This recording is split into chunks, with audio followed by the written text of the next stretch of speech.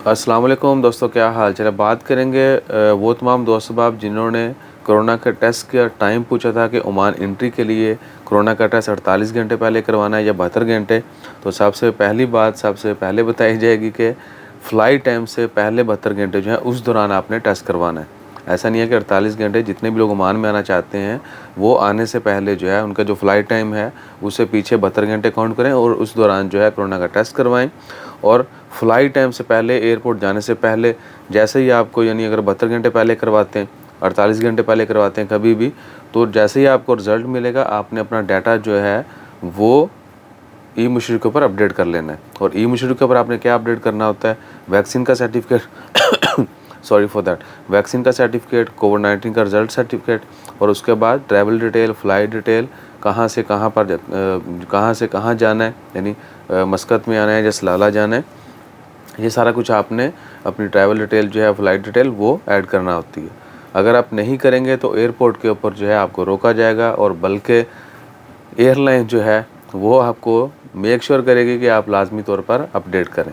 उसके बगैर हो सकता है कि बोर्डिंग भी ना करें, क्योंकि अभी एयरलाइंस को जुर्माने शुरू कर दिए, इसलिए आपने एयरपोर्ट जाने से पहले अपना डाटा हर हाल में ई मुशर्रिफ के ऊपर अपडेट कर लेना है। और इसके अलावा बाकी चीज़ें आपको पता ही होंगी कि जिनको 2 वैक्सीन की डोज़ लगी हुई हैं और मुल्क से कोरोना का टेस्ट करवा के आते हैं उन्होंने ओमान आके कुछ नहीं करना।